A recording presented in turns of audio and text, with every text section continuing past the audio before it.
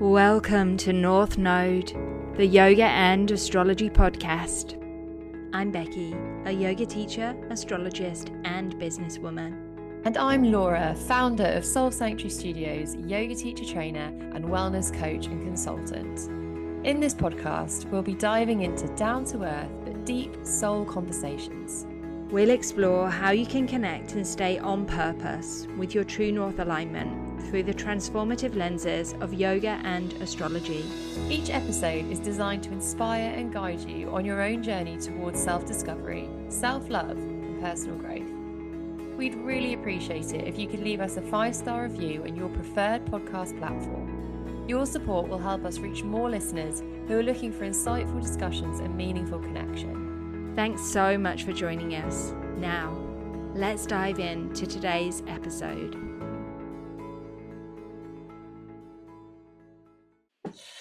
Okay, so welcome back, everybody. What we are going to be talking about today is relationships, and this is a pretty meaty subject, isn't it? Which maybe we'll go into, maybe segment off in future episodes, but this is going to be a really good top line of looking at romantic relationships, potentially family relationships too, and what impact they have on us and how we can use the tools of yoga and astrology to help us navigate through relationships, I guess, more peacefully.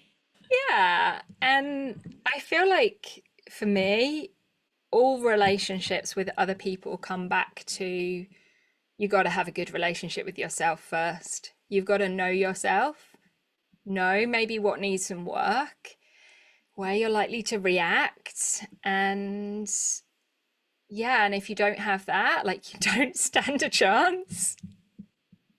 It's so true. And this is something, isn't it, we talk about in teacher training. This is where I guess our yoga teacher training is unique in the way that with the yoga teacher training, so you've got set criteria which Yoga Alliance, specifies. You've got to do the anatomy, you've got to do the alignment, and history and philosophy, etc. And then you can brand it, so then you can add whatever you feel is important. And ours is that psychology, it's the self-development and psychology, and there's a lot of health that's brought into that now too, being inextricably linked, mind and body. But one of the things we talk about within that is relationships, and we look at both triggers and transference. So keeping this pretty simple, it's the idea that we've lived on this planet for however many years, and we have experiences in that, and that is with different people. And then we carry those experiences into future conversations and relationships, and we are triggered by past experiences when we're in the present. So, somebody says something or somebody walks into a room, they look a certain way, immediately you're going to make assumptions about them because of a past experience that you've had. And so what we're trying to do when we are communicating with someone is what they call clear the window, of those triggers and transference. So kind of literally wiping the window clean and seeing the person for who they really are. So, what they say is, it's like, if you're in an argument with somebody and you do that, don't you? You point at them, you're blaming them for something. You have 3 fingers pointing back at you. And so it's you're not just being triggered by what they're doing, but you're also being triggered by yourself and things that you're recognizing in them that you don't like about yourself as well. And often that's where we can get so emotional about stuff, because somebody is actually presenting something to us that is something we do not like in ourselves. That's where a lot of the heat comes from. And so one of the things that we're always trying to determine in relationships, isn't it, and what we're trying to work out, on a yoga teacher training, when people talk about their relationship struggles, is what is their stuff? So this issue with this person, what is their stuff that they need to work on, and what is yours? Because it takes 2 to tango, right? There is always stuff that we can work on ourselves.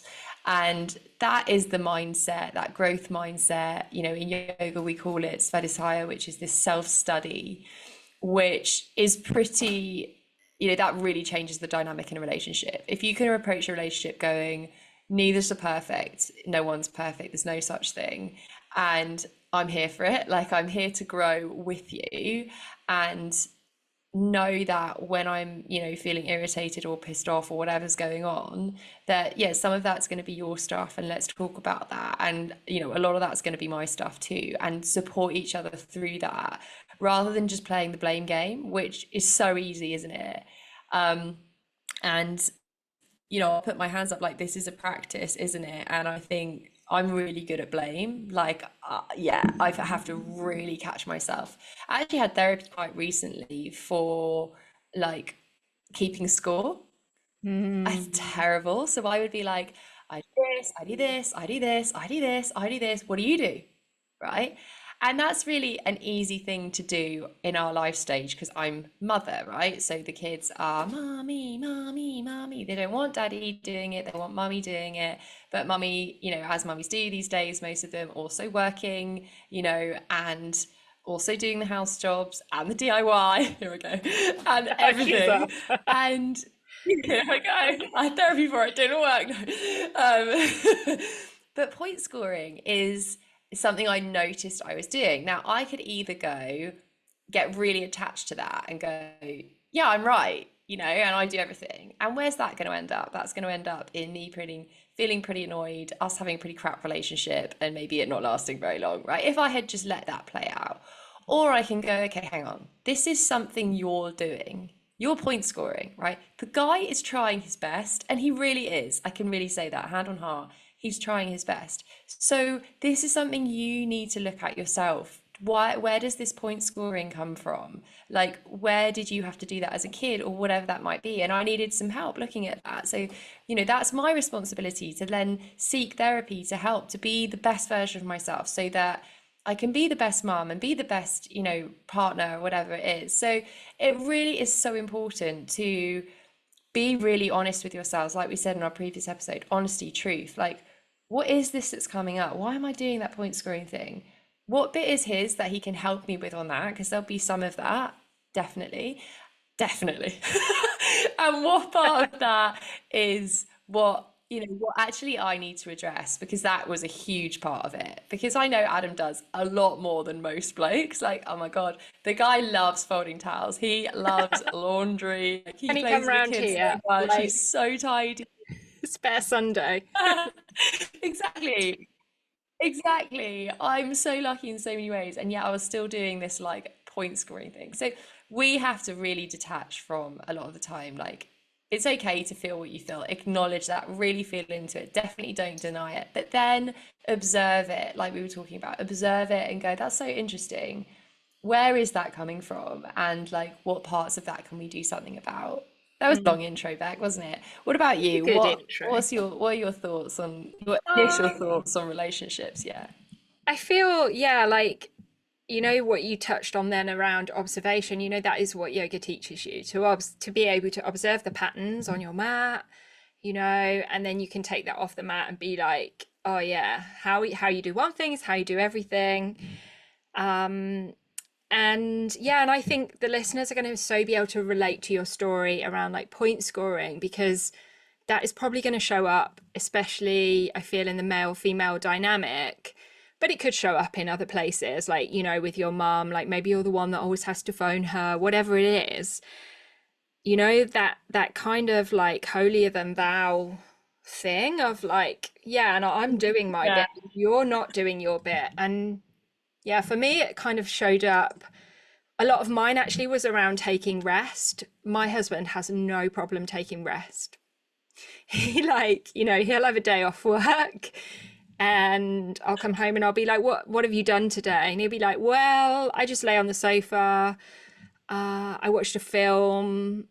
And I'm like, oh my God, there's all this stuff to do and you haven't done any of it. And now I'm going to have to do it. And he's like, whoa, whoa, whoa. Like, I'm not telling you to do that. Like, you come and sit on the sofa if that's what you want to do right now. And so for me, it was like breaking through this pattern of, and I, like you've said, it's still a practice, it's still work in progress of you don't have to earn rest. You can rest whenever you want. Who's judging you on that?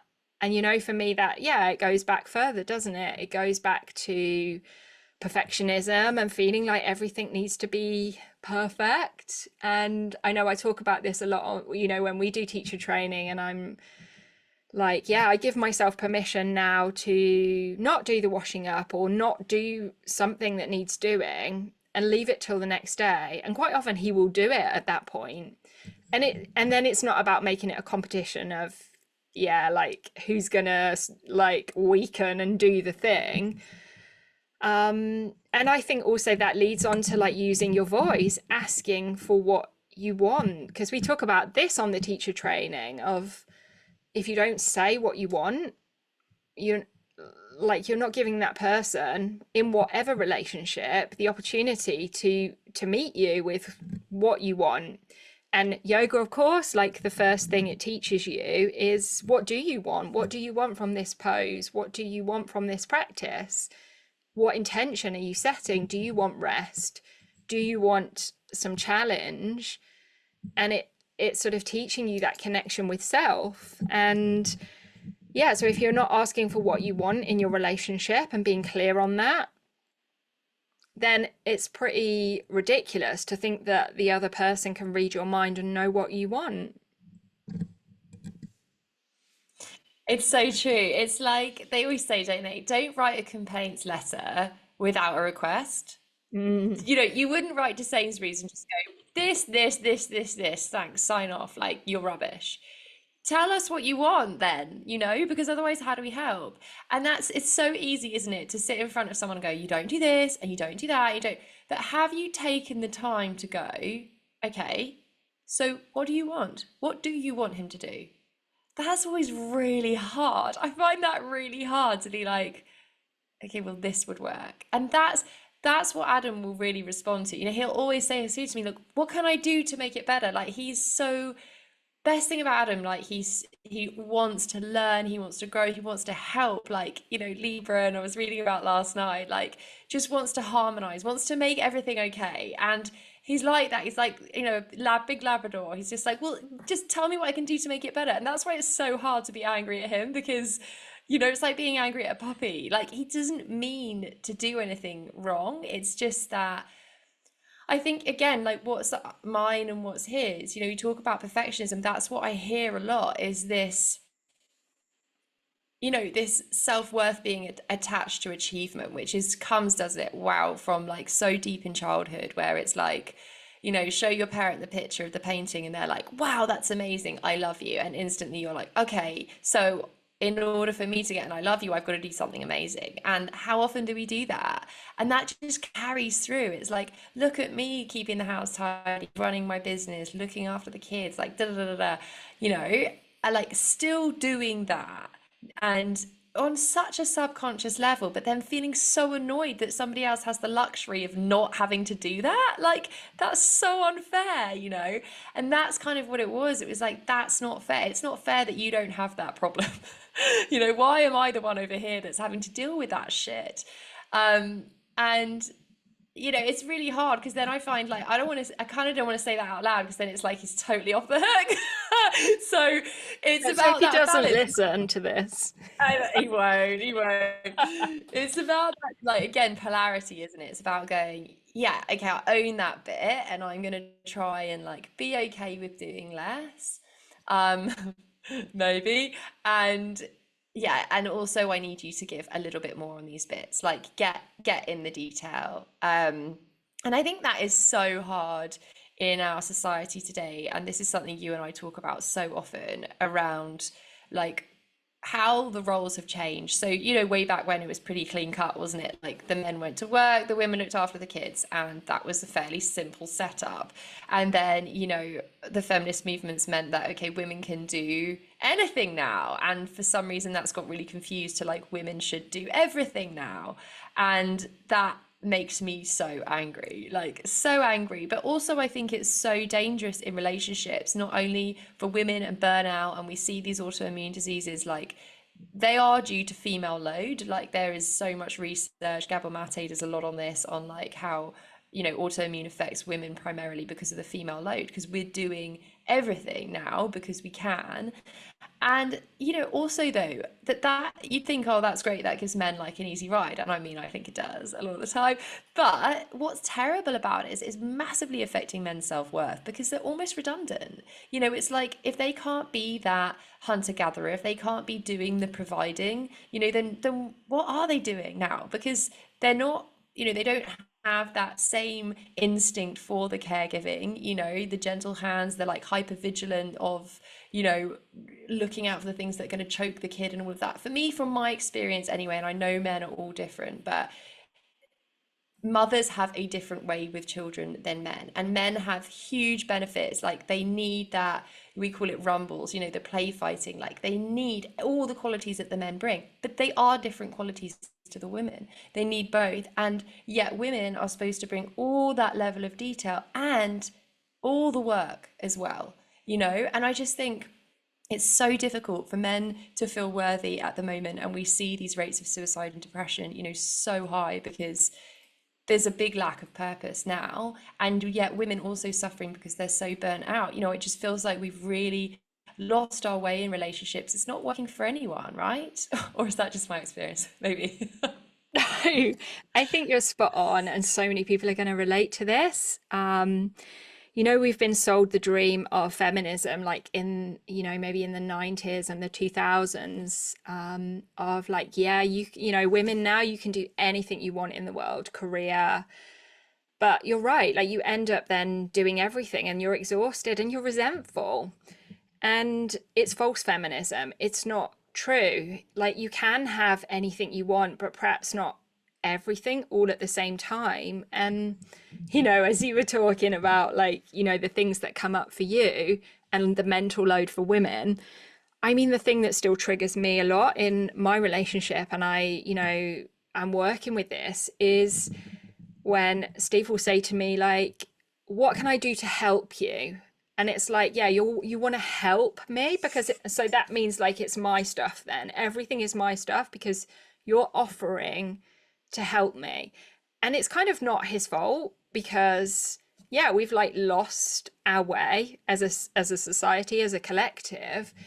And also, what he's had mirrored for him growing up is, his mum doing everything for his dad and his dad like not doing a lot.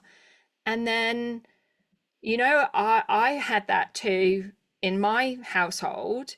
And then, I've grown up and thought, yeah, like I really want to look after my husband and do like all this stuff. But, I'm not going to lie, like after 20 years, it gets a bit grating when you're the only one that can put the washing in the washing machine and he doesn't know how it works. But, I also have to take some responsibility for that, to think, well, yeah, I've never said to you, and especially not in the early days of our relationship, like this is how it's going to be. And, I'd really like it if you could take an equal load, because if we'd set that out at the beginning, I'm sure it would have been easier. But if I'm thinking, oh, I'm just going to do everything because I know how to do it and I do it perfectly, easily, like what, and then not ask him to do things or share the load, then I'm not asking for what I want. And so I think, yes, we can all be like very negative about men and women do more, and yeah, women are amazing and women are amazing, but it's not that straightforward. It's not that simple when we're reinforcing it with our own behavior. So we've got to take responsibility for that, I think. It's that, and it's also something that I've learned. I mean, our dynamic, like Adam and I's relationship, has changed so much in the time that we've been together, and it's been short time, really. When I look back, Lenny's 4, and I fell pregnant. Oh, like the second year we were together, we got engaged the first year. So what, we've been together like 7 years or so. It's not a long time, really. And how the dynamics change. I mean, finances do make a difference. I don't care what anyone says, like they put different pressures on relationships and it does change the dynamic in the relationships. When we first got together, like his sports event company was flying and I was like a princess, flown here, there and the other, and it was all this. And it's like you could say, yeah, that's the contract we signed at the beginning. I remember him saying to me, like, I will look after you. And me being like, oh my God, this is going to be amazing. And shit hit the fan, as it does in life, right? And COVID hit, and the company went under, and the cars got taken. I mean, it was horrendous. And the dynamics changed massively, and I had to provide. And yet, I was pregnant, and the babies, and all of this. So difficult for Adam, really difficult for me too. And things have ebbed and flowed and changed again backwards and forwards in that short time that we've been together. And I think even if you'd set that contract and been like, this is what we're going to do, it would have changed. It would have changed, because the relationships are organic. And what it is, I think, is just this constant, like, kind of reassessing and going, how are we doing? Where are we at the moment? And listen, I think it was Brene Brown. She was talking about, like, when you get in from a day, just kind of letting each other know where you're at. So have you got, like, what energy's in the tank? Have you got like 90%? Or you got like 30%? Where are you at? And just being a bit of a team on it, because without communicating that, like, you don't know, it doesn't give the other person a chance, as you say, to step up and do the things, that you need them to do, because you're always just there going like, I'm okay, I'm doing it, I'm okay, I'm doing it. And you're not okay doing it. So I think it is about staying in constant communication. This is something that we have struggled with massively, is the communication. And again, I don't want to generalize, but I think it's women, right? We communicate pretty well a lot of the time, and we talk to each other, and words do come quite easily. And men have a different history, with communication and cultural influence on communication. And God, they're getting so much better, but I think it doesn't come as naturally. And so for me, when I'm like, right, we just got to stay in constant comms about how we're doing and what energy we have, and who's doing what, and what events are coming up that I need to be looking after the kids for 8 days straight on my own, and giving me notice. And just communication manages expectations and lets us know what we're doing. But the thing with ads is, and I don't think he's alone in this, is when I'm like, how are you? Tell me how you are. He's like, I don't know. It's not that I don't want to communicate it to you. It's that I don't know. And so I don't even have the words, but it's because I don't have the thought to have the words to communicate it to you. Like, I feel like we have these amazing practices, women, we talk, we connect, we, have yoga, all the rest of it, to feel how we feel. It's what we spoke about in connection.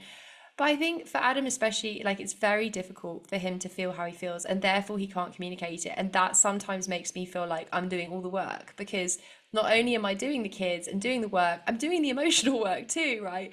And that's so much for women all the time, to even be having to help men through, like, yeah, coping in a relationship, I think. Mm. But I feel like that's what women need to do right now. It's kind of our path, because we've got to bring back the balance of this masculine and feminine energy, which, is so skewed and so wrong, really, in the world right now. And that comes back to balancing the masculine and feminine energy within. And like, even as women, we operate so much of the time like in by activating our inner masculine energy, like controlling everything, paying the bills, doing the things, making sure everyone's where they need to be, food in the fridge, menu plan, all of that stuff, budget, whatever it is. Women are taking a lot of that load, which is, really like masculine stuff. And even we as women can then become disconnected from our inner feminine, which is about nurturance and deep feeling and connection. And so what we're doing in relationships is we are so in tune with our inner masculine that, like, a man is competing with that inner masculine that we have within us, and they can't do it as well as us, because we're so practiced at it. And then, to zoom out further than that, it's because the world values masculinity more than it values femininity. And that's not about like men and women necessarily, but it's about the aspects of masculine and feminine energy, and femininity being, yes, about nurturing and caring and all of those qualities, that instead we're valuing, you know, success and money and having things which are more, well, they're masculine, but they're toxic masculine aspects. And that means like the feminine stuff is just not seen in the same way. And the balance is starting to shift. You know, women are having longer maternity leave, parental leave, and all of these things that are starting to be brought into business in a masculine and very like controlled way, but it's not valued as much. And you know, we've seen generations of families where we would have lived together and we would have taken care of the elderly and things like that, but now we outsource that. We put, you know, we put the old people in a home because we haven't got time to look after them. And until we start to raise the profile of caring about everyone, you know, the feminine quality of that, we're like almost at war within ourselves, and then in our relationships, and then on a bigger scale, you know, we're at war. We're literally at war, because if we all cared about each other and saw each other as human and saw each other through that feminine lens, you know, we'd be happier, as we'd be whole as individuals, but we wouldn't see war and we wouldn't see like famine, because those feminine qualities, like the divine feminine qualities, would not allow there to be hunger in the world. Well, someone else, you know, yeah, is worrying about getting their Botox next week or whatever it is. And that's, you know, I'm saying that in quite a flippant way, but you know, that's where we're at. So it's that message again, that what we're seeing in the microcosm of our relationship with those absolutely closest to us, it is the same relationship that is going on with the world and the macrocosm. So yeah, it's like a different perspective. It was exactly, and that's what I do feel like I'm missing, and I see this in lots of women these days, is the feminine. And there's a lot of work going on, isn't there, in like reconnecting with your feminine, and you know, your inner goddess, and all this like feminine work, trying to bring women back into the feminine, because we've had to become so masculine to cope and provide. And but you know, I just, society doesn't help us in the way that cost of living is so high. Like there has to be two incomes generally. You both have to work, you know. If you're gonna have to work, then the kids are gonna have to go to nursery. Or like, if you know, nurseries are so expensive, if the work that you're doing doesn't balance it out, then women are at home, you know, and that's just even harder than working 100%. So I just think, yeah, it's, there's a lot to be done, isn't there? I feel like we're very out of balance at the moment on a more macro scale in terms of the male and the female role. And, you know, it's pretty difficult to navigate in relationships. What we found works is, yeah, is communicating as much as we can and being pretty literal with the jobs, you know, pretty like, okay, well, I'll do this, and, you know, really halving everything. Because if we are going, you know, halves on income, then we've got to go halves on jobs, because otherwise somebody's taking more of the load, and that just isn't fair on paper. So yeah, I think it's a really difficult thing to balance, but I think maybe the root of it being even more difficult is an inability to communicate, and that being something that, yeah, women are here to help men with, for sure, but that men embracing their feminine as well as women embracing their feminine would help, you know, us through all of that.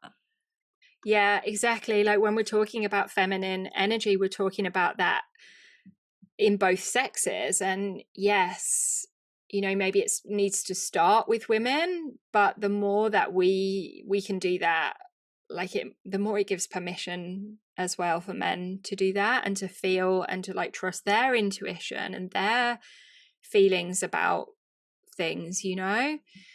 So yeah, it's a big old journey we're all on at the moment. And yeah, to talk about communication a little bit more, one of the things that I found really helpful to learn, and I think this might have been Brené Brown as well, actually, was to stay on your own side of the fence when you are communicating, or maybe you're having an argument or a disagreement or whatever.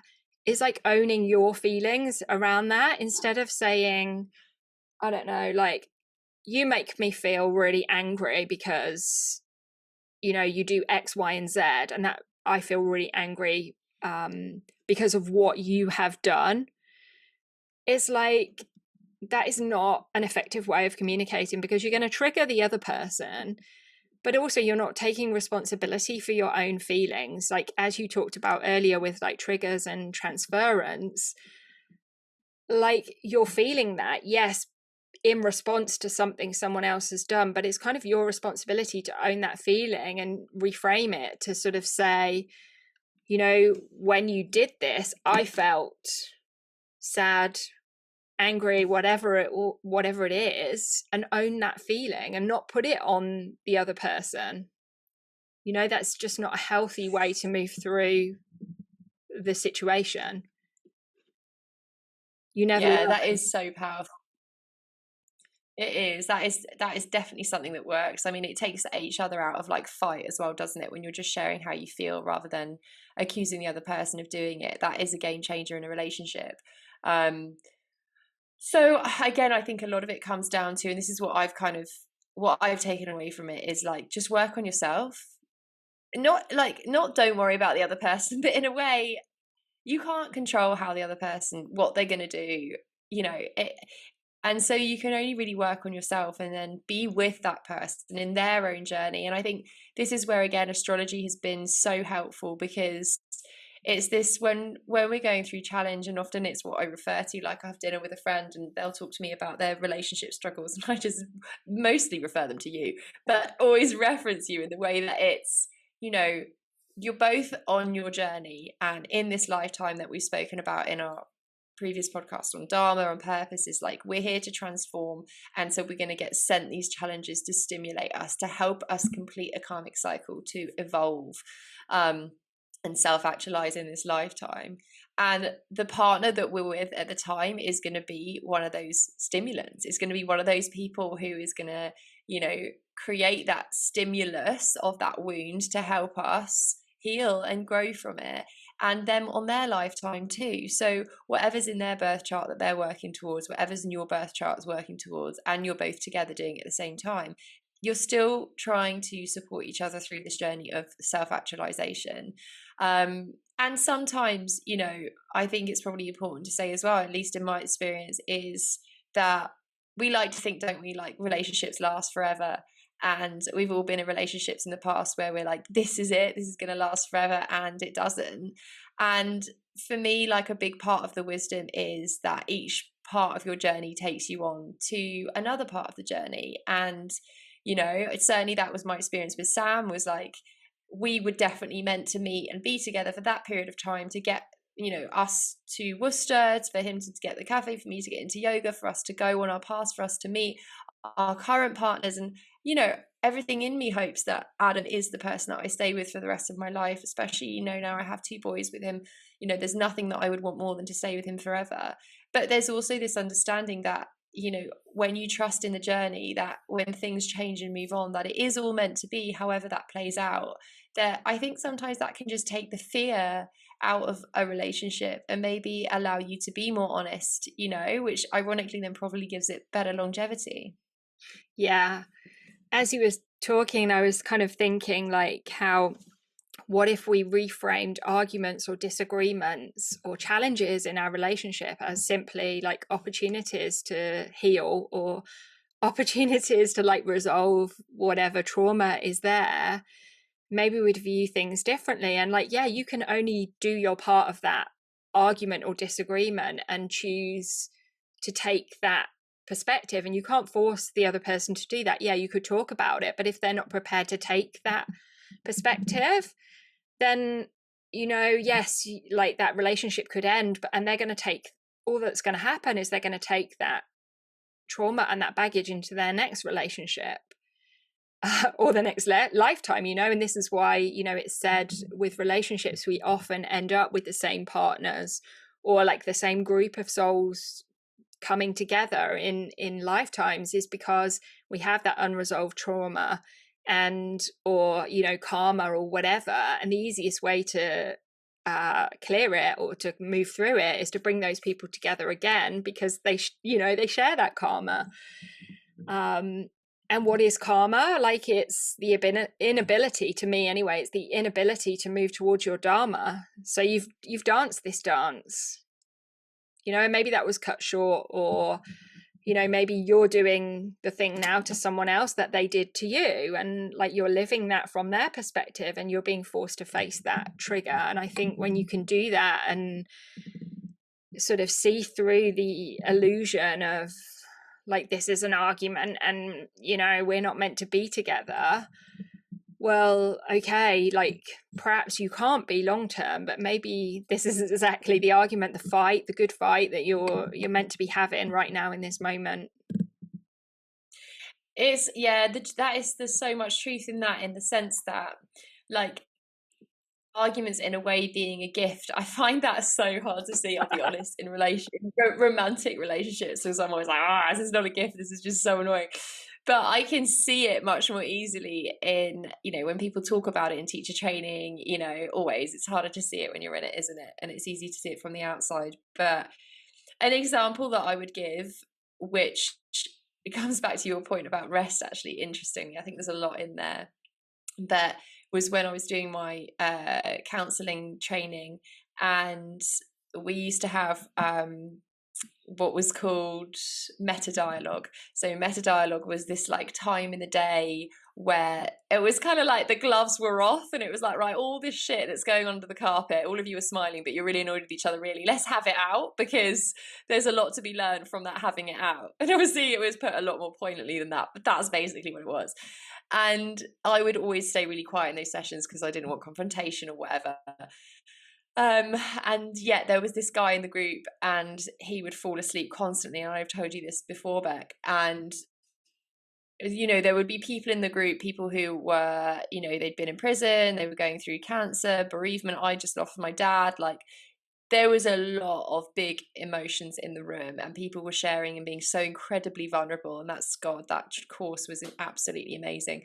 But this chap was just snoozing through it. And I was like, what is going on? How can he be asleep right now? And it would just make me so angry, because I felt like it was disrespectful to the people in the room who were putting in so much work and sharing and being so vulnerable, and he was just having a kip. And so when it came to meta dialogue this day, I was like, okay, I'm going to do it. And so I said, you know, and I shared that, and I said, I just think it's really disrespectful. And so then the other person is always allowed to say their bit, right? And he explained how he had separating sores over his body, and that being in this group was the only place that he felt safe enough to sleep. And I just felt horrendous. Obviously, I just wanted the world to swallow me up. And so obviously then, you know, the leader kind of took it back to me and was like, how did that make you feel? You know, where's it coming from? And what I realised was, you know, with Dad being a drinker and a bit older, quite a lot of the time when we were there, he would be asleep. And I was, obviously, I wasn't being seen as a child, literally. And so I had a real issue with sleep.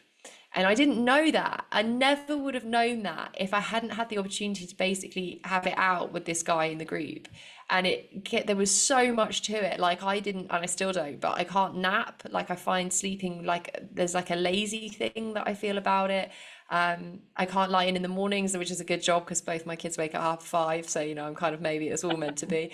But I never did anyway. And yeah, I'm pretty tough on people I'm in a relationship with, you know, if they want to have a lie, and I'm like, "Ugh," like, it annoys me with Adam. Even like, he's had an operation, and like, yeah, he's tired, and I'm like, oh, me too. Like, I got this thing around sleep.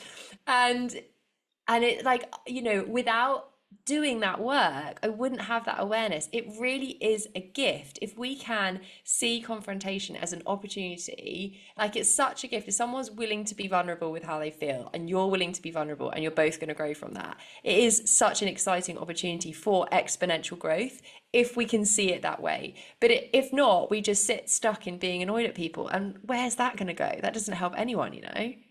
Yeah. And the other thing that I think I would add to that is to kind of say, what if you could just meet every person in your life with compassion and not judgment? And it's something I like, my husband can do this a lot. Like, if we're driving somewhere and he'll be like, bloody idiot, or God, look at the state of her, or whatever. And it's so judgy. And I'm just like, why can't you meet that person with just compassion? Like, yeah, maybe they're overweight because, they've had some trauma, or, like you don't know someone's past. You don't know like what they've done to get to that point. And that saying of like, you don't, until you've walked that journey in someone else's shoes, you can't know. And the truth is, if you'd walked their journey in their shoes, you would probably make the same choices that they made, you know? And so now whenever I feel triggered, I try and meet that with compassion and think, okay, what is the possibility that this person, the journey that has taken this person to that point, and I might be wrong, in what I'm imagining, but I'm at least trying to imagine a different scenario. And yeah, as part of that, sometimes people can take advantage of you and things like that. But, I'd rather that and live from a place of compassion and optimism than this place of like negativity and judgment, where instead of that, you're seeing every person as a threat, or that there's something deeply flawed in them. It's just not a beautiful way to live, and that's going to affect your personal vibration, and your frequency. And if you're then in more of those emotions of, the negative emotions, then you're more likely to be ill and stuff yourself. So why would you not always try to like see things from a different perspective? And you can bring that into like when you're meeting challenge in your relationship with your partner, or maybe it's your mom or whoever it is, your sister, like whoever is triggering you or you're getting triggered by in that moment. What if you just saw the world through their eyes for a minute? How could that shift things? Yeah, that's really, really powerful. And the phrase that always comes to mind for me with that, and I must say it to myself 10 times a day, is people are only ever doing the best they can with the tools they have, right? And they really are. It's just a fact of life, isn't it? Because if they could be doing better, they would be, right? And so that is compassion, isn't it? That's like just trying to meet people where they are and knowing that if they could do it any differently, they would be doing it differently. And that's just where they're at in their journey. And I remember you saying to me, I remember it like the one liner when you were reading into my birth chart, and it was like, my purpose in this lifetime is transformation through compassion, right? Transformation through compassion. Those like 3 words, I'm just like, it's a hard lesson for me to learn. And I feel like we've seen it so literally. I mean, you've known me for years now, that it's almost in the same hour, and I'm exaggerating because it's probably in the same week, but it's not a long time, that like when I judge someone, I get served it so fast, like if ever somebody said to me before, like, oh, fell pregnant by accident, I'd be like, no such thing as an accident. Like, come on, be responsible, blah, blah. Hey, you're on the coil and here you are, here's a baby. I judge people for, I don't know, bad business decisions, right? And then something will happen and it will turn out that I made the wrong decision in business. And people make mistakes, right? And I get served it so fast after judging. And that's good because that keeps me humble and that reminds me not to judge, because everyone's only doing the best they can with the tools they have. I think when I struggle with that is when we are perfectionists, and let's not be like high and mighty about that, because that is a disease, right? That is not a good thing. But if you do have perfectionism and you do overwork and you don't have great boundaries, when you see other people doing less, it's hard to go, well, they're doing the best they can with the tools they have, because you're like, but are they really? Like, there's this, but they could be doing more because you do more. And that's where that challenge for me anyway, that comes in, where I have to keep reminding myself, no, like almost that doing more thing is what you need to work on, Nora. You need to dial that down. If anything, let them be an inspiration for you, right? Both of us basically just need to go and have a snooze on the sofa next to our husbands. Yeah. And the universe is showing you that all the time so that you get triggered by that, to see like, oh, that person could do more, they're not even trying, or whatever you're judging.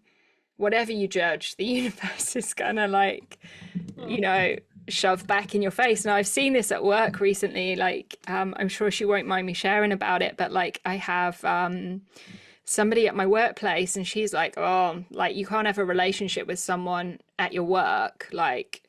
You know, that's like shitting where you eat. Like, you never do that. And then what happens? Like, she meets someone and she's forced to like drink that medicine, and you know, it happens to us all the time. So yeah, the less we can judge people, like we're, you know, we talked about this in the last episode that we recorded around purpose.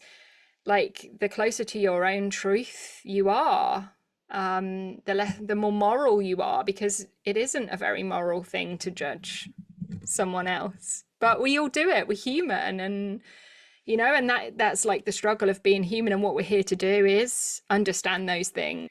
So yeah, I feel like compassion is such a key teaching, and you know, to be compassionate with ourselves as well when, like, maybe we do judge and we don't come across the way that we want to in conversations and things like that.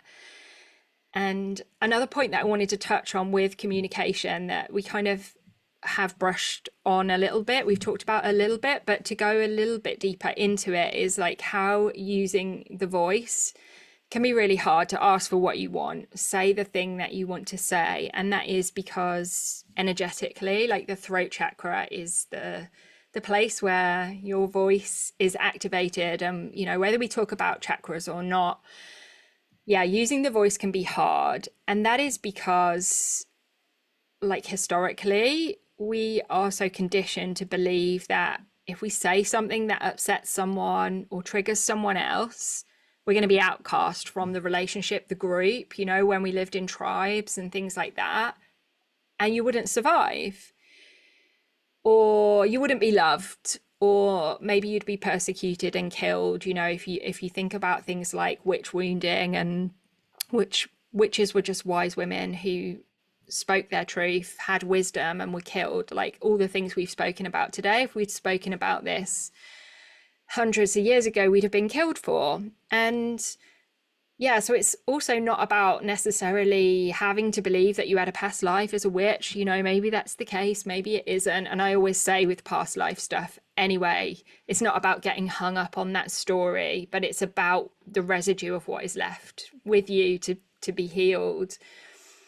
But at a more practical level, we're probably, well, we are literally carrying all of that through our DNA, through our grandmothers and our grandmothers' grandmothers, women who didn't have a voice. And yeah, these witches and wise women who were killed, and women were written out of history, their roles marginalized, stories, or their stories distorted. And what we're carrying that fear in our DNA as well. So, you know, we talk about all this stuff about communication and what we should do. And again, that's not necessarily an easy thing, but we have to be brave and do it. And I think the other thing we carry in our DNA is anger as well. You know, because of years of being repressed and stuff. So yeah, I think all of that is normal normal human stuff that we're here to work through, you know. I think with the other piece around that, about like maybe not being loved, or the sense of being outcast if you're not enough. Another thing that I feel we should talk into on the subject of relationships is this idea of like wearing a mask. Because if we're not truly showing ourselves when we meet someone, whether that is physically, and you know, we do all the makeup and all the, you know, the fake things maybe, and then 6 months on we stop doing that, and then the other person is like, who are you? You know, like, because we didn't dare to show them our true self, whether that is physically, but also in the way that we are. You can only, or it can be really hard work to keep that mask for going for a long time. What do you think about that? Yeah, I love a good old mask conversation. We do, as you know, in the teacher training, we do a whole module on the mask. What mask do you wear? And then a practice of removing the mask, which may or may not involve you standing toe to toe and doing eye contact with a room of people for a fair amount of time.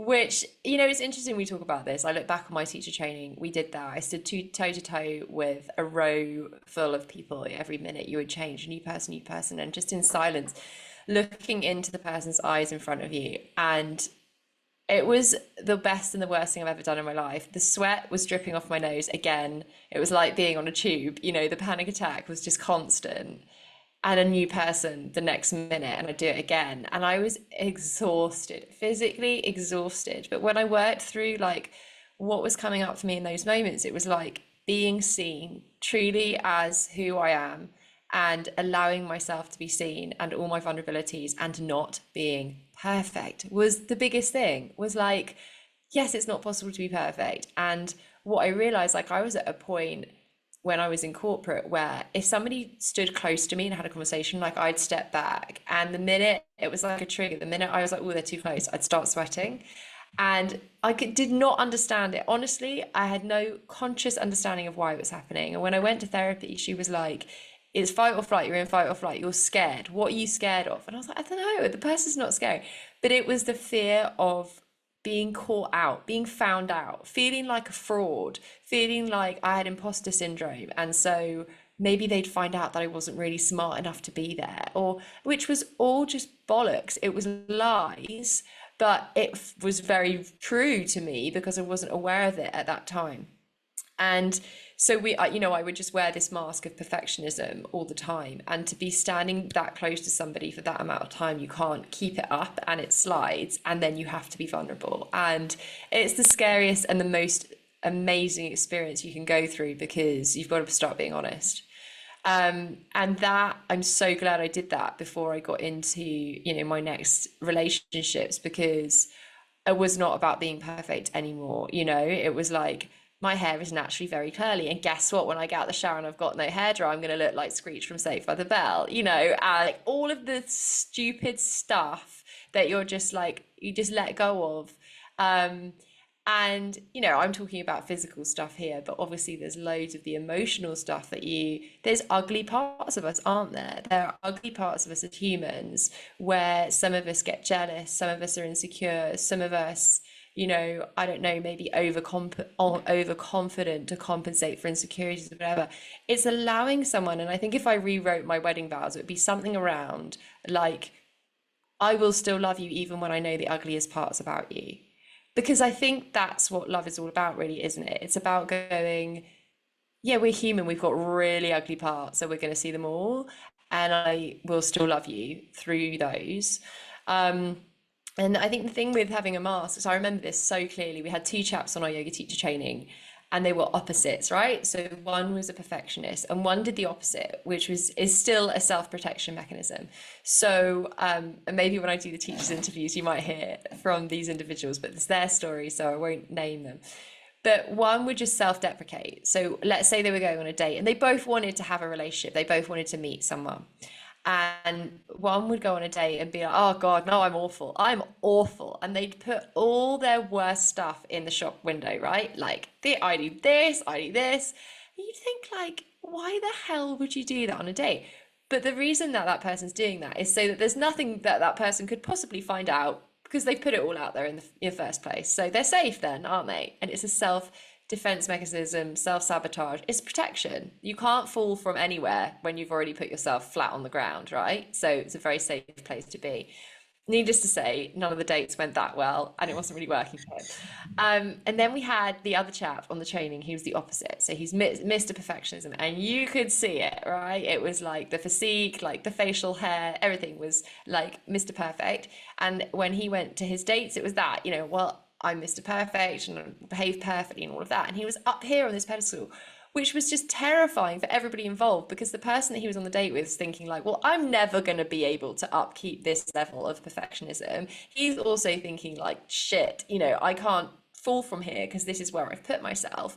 And there was just nothing true about either of the situations, really. So what we were trying to work with was like, okay, So you're not perfect and you're not awful. Here's all the stuff in between. Who are you really? And then going into a date or a relationship or meeting someone and being like, like I'm all right at this, but this, that, and the other, just being real. Why is it so difficult to be real? But that is really what we're trying to work towards, isn't it? And noticing if you're doing one or the other and bringing yourself back in. And yeah, personally, I mean, Adam, bloody Adam, I mean, he looked like something from Men's Health.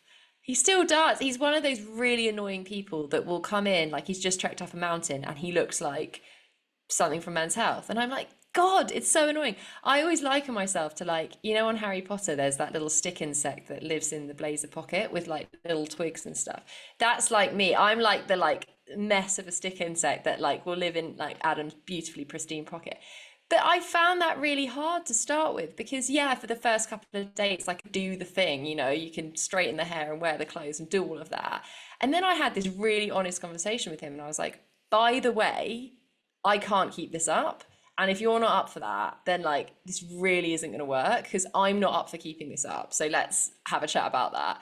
And I remember him just being like, I don't even know what you're talking about. Like, the thing with ads is he doesn't look like how he is. So I had presumed that because he was like that, he was expecting that of me. And that is just not how he is at all.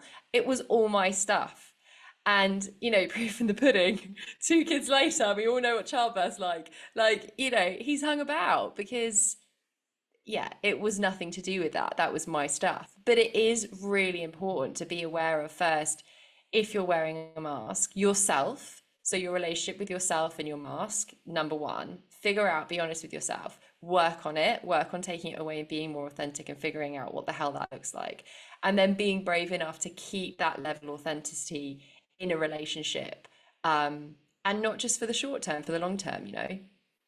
Yeah. Yeah, it's really funny, isn't it? How people can give off a certain thing that you think is going to be true. So you try and meet their expectations. And Tony Robbins talks about this, doesn't he? When he says, like, the thing that we all fear the most is not being loved.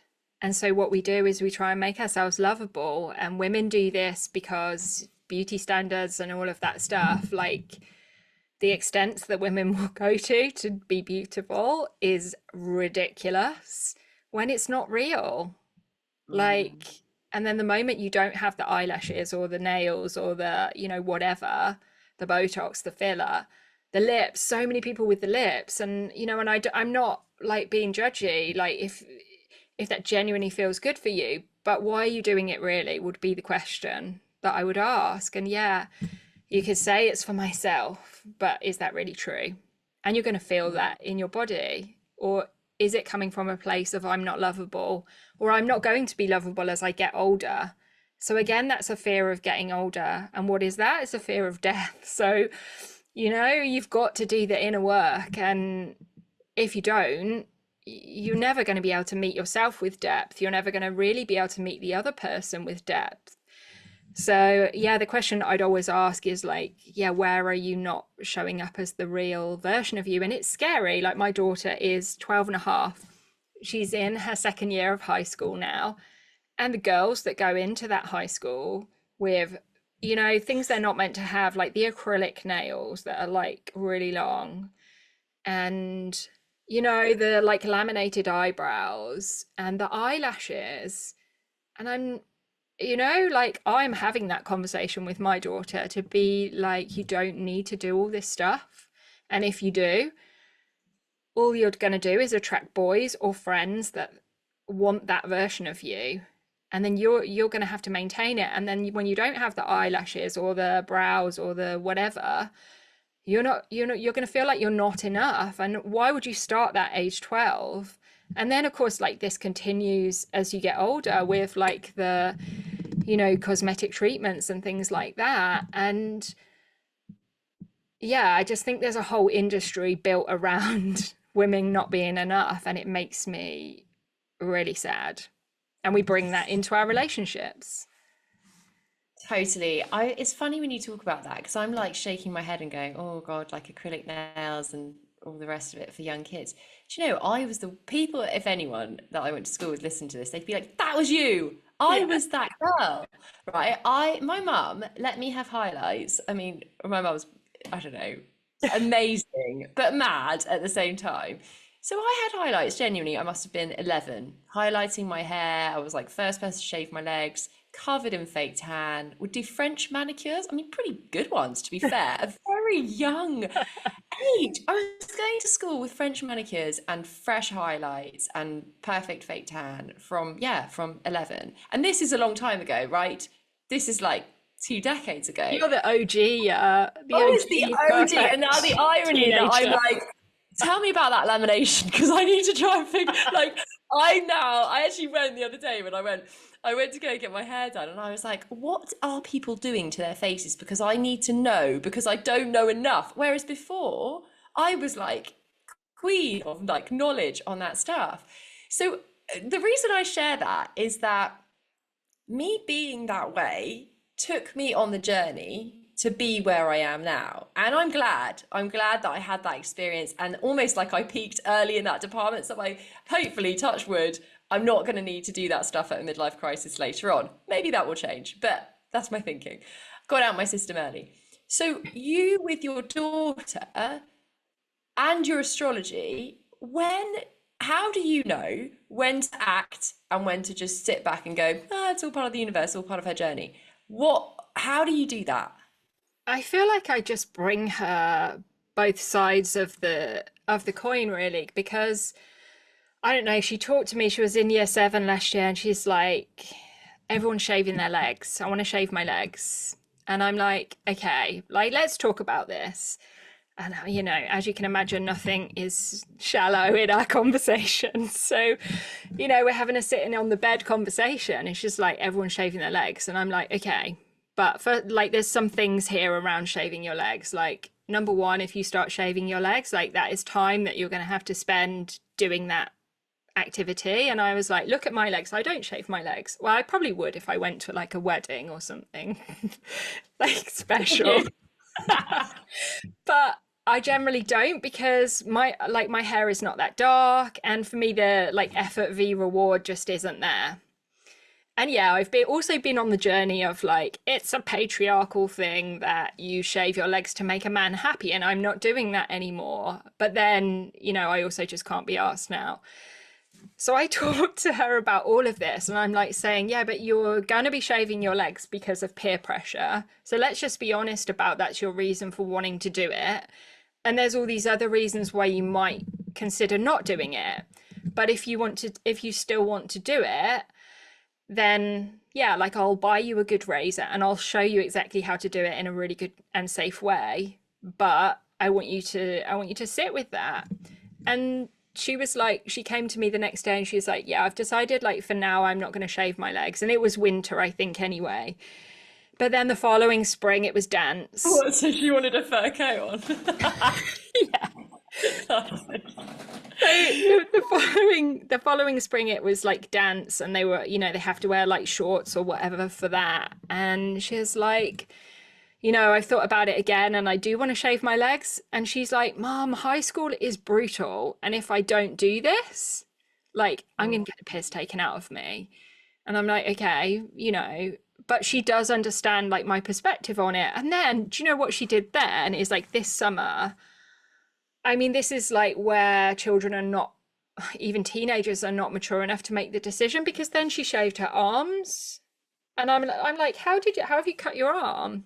And she's like, I was shaving my arm. And I was like, why are you shaving your, like, people don't shave their arms, like that's not a thing. Like, why would you not check that with me? And and then she got really upset about it, and she's let her arm hair grow back, but like where does it end? And we had a conversation in the summer holiday. She was like, please can I get my nails done? And I was like, okay, yes, but you're not having acrylics, because I think they're like a bit unhygienic, to be honest, and you're 12 and you're not the most hygienic person. And they're a next level of fakeness. So and that's not trying not to be like really judgy around fake nails and things like that, but I don't want you to be in that practice of thinking you're not enough exactly as you are. Yes, have the nails if you think they look nice. So anyway, she like compromised and she did have like a gel manicure, but it wasn't to the extent that a lot of her friends had things, you know? So I think it's hard. I feel like, yeah, like having babies and things is hard.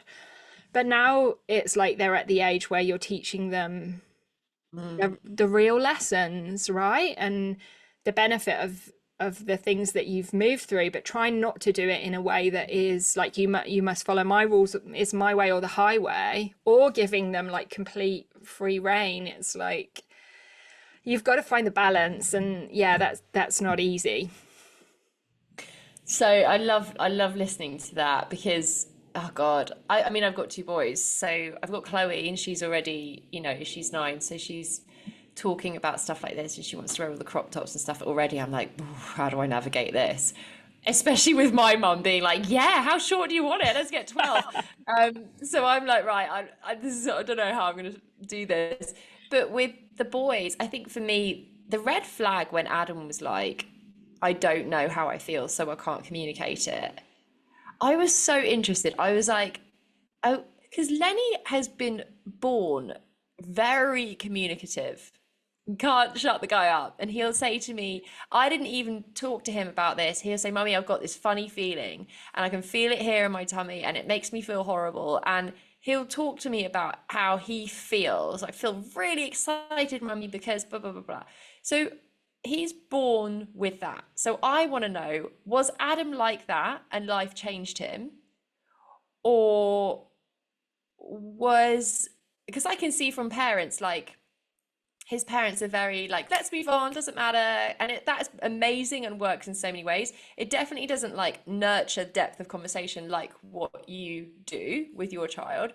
So for me, I'm thinking, yeah, that's what I want to do. If possible, because I don't know, maybe he won't be receptive to it, but just try and communicate a lot to help them realize both sides and let them choose. That's got to be the way forward, right? Mm.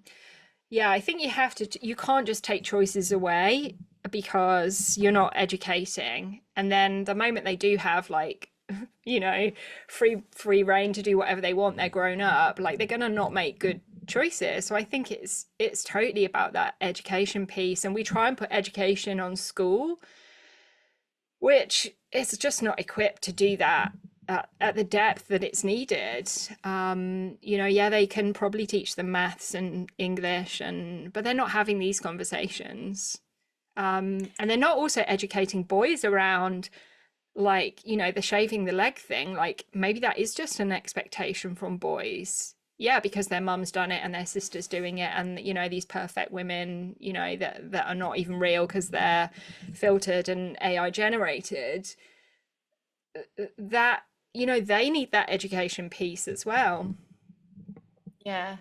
So I think ultimately what we're saying here, right, is under relationships, number one, relationship with yourself. Be honest with yourself, figure out who you want to be and how you want to show up in this world and stay authentic. Keep the mask off so that when you meet somebody else, you've got some chance of having a real conversation and therefore a realistic relationship with them rather than it all come crumbling down when it's not sustainable. And then ultimately, I guess further along the line is the whole reason to work on yourself is because if you're going to be responsible for bringing humans into this world, we need to be teaching them to also foster relationships with themselves and figure out what they want. And they're only going to be able to do that through like nurtured and supported conversation, rather than just an inability to feel or communicate, which, there's no relationship with self there. So it is such a cycle, isn't it? It's so important. Yeah, and hopefully, with every generation, we can improve that. That's the goal. Yeah, fingers crossed. Starting with the North Node Yoga and Astrology podcast. Yeah, exactly. We're that's our mission to share. Absolutely.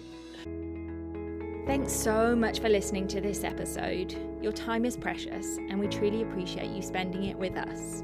We look forward to having you join us again soon. So, take care, and we'll catch you in the next episode.